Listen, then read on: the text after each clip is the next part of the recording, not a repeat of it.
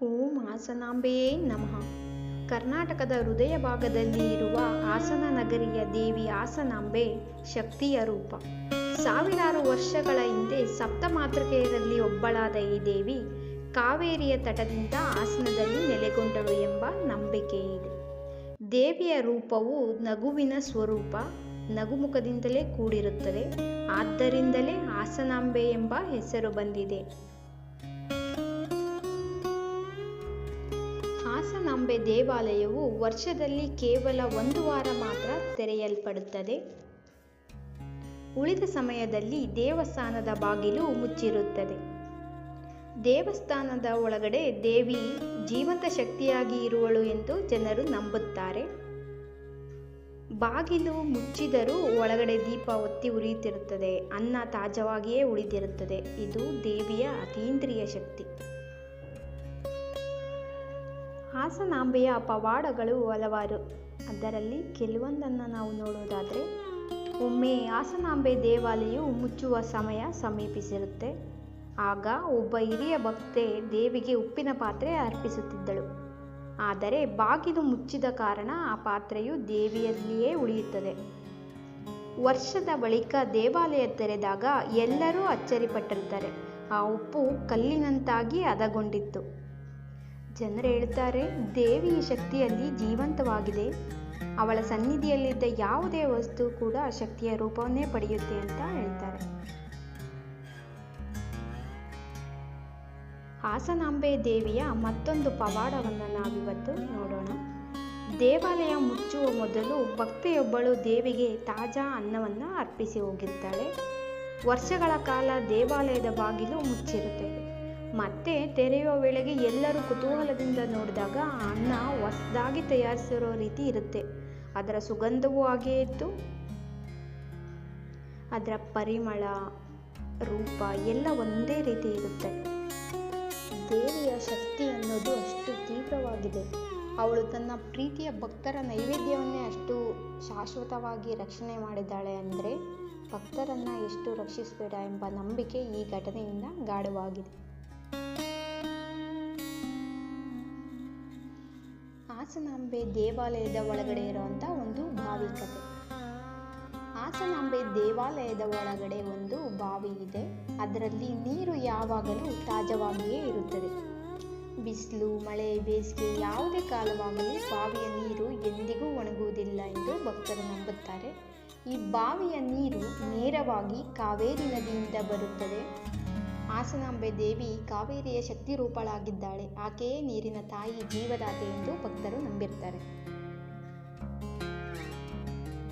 ದೇವಿ ವಿಚಾರದಲ್ಲಿ ನಾವು ಅಸಡ್ಡೆ ತೋರಿಸಿದಾಗ ಯಾವ ರೀತಿ ಶಿಕ್ಷೆ ಕೊಡ್ತಾಳೆ ಅಂತ ಹೇಳ್ಬಿಟ್ಟು ನಾವು ಇವಾಗ ಈ ಕಥೆಯಲ್ಲಿ ನೋಡ್ಬೋದು. ಒಮ್ಮೆ ದೇವಸ್ಥಾನದ ಬಳಿ ಯುವಕರೊಬ್ಬರು ಆಟವಾಡ್ತಾ ದೇವಾಲಯಕ್ಕೆ ಕಲ್ಲೆಸೆತಾರೆ. ಅಲ್ಲಿರೋ ಜನ ಎಲ್ಲ ಹೇಳ್ತಾರೆ, ದೇವಿಯ ಸನ್ನಿಧಿಯಲ್ಲಿ ಅನಾದರ ತೋರಿಸಿದರೆ ಅದಕ್ಕೆ ತಕ್ಕ ಶಿಕ್ಷೆ ಆಗುತ್ತೆ ಅಂತ ಹೇಳ್ತಾರೆ. ಆದರೆ ಆ ಯುವಕ ಯಾವುದೇ ರೀತಿ ತಲೆ ಕೆಡಿಸ್ಕೊಳ್ಳೋದಿಲ್ಲ.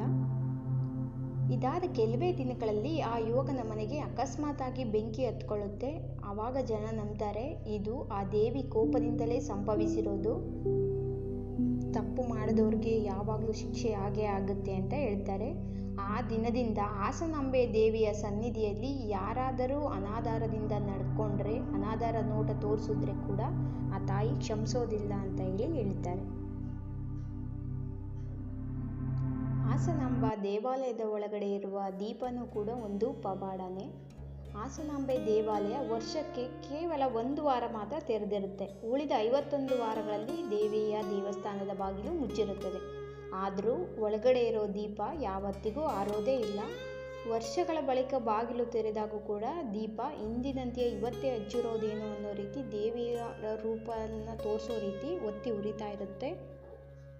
ಇದು ಇಲ್ಲಿನ ದೇವಿಯ ಜೀವಂತ ಶಕ್ತಿಯ ಚಿಹ್ನೆ. ಅದು ಕೇವಲ ದೀಪವಲ್ಲ, ಅದು ದೇವಿಯ ಅಂತರಂಗದ ಜ್ಯೋತಿ ಅಂತ ಹೇಳಿ ಜನರೆಲ್ಲ ನಂಬಿರ್ತಾರೆ.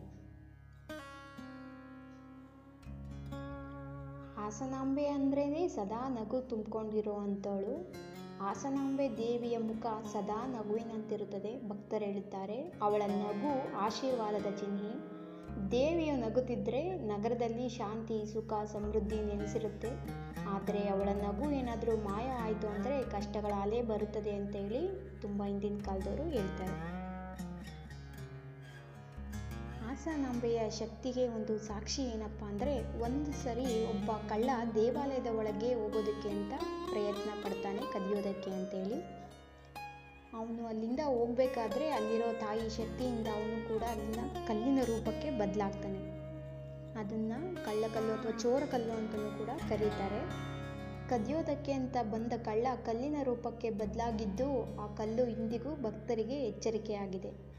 ದೈವದ ಸ್ಥಳದಲ್ಲಿ ದುರಾಲೋಚನೆ ಬೇಡ ಅಂತೇಳಿ ತಿಳಿಸ್ತದೆ. ಇದು ಹಾಸನಾಂಬೆಯ ಶಕ್ತಿ ಎಷ್ಟು ಜೀವಂತವಾಗಿದೆ ಅನ್ನೋದಕ್ಕೆ ಸಾಕ್ಷಿಯಾಗಿದೆ.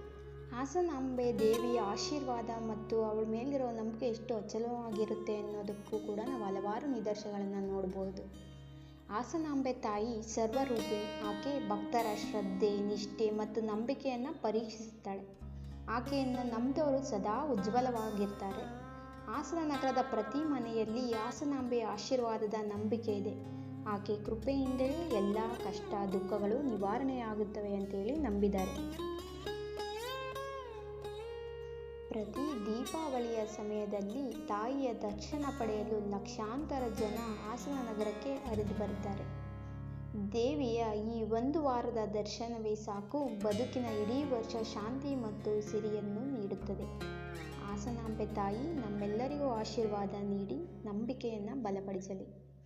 ಓಂ ಹಾಸನಾಂಬೆಯೇ ನಮಃ.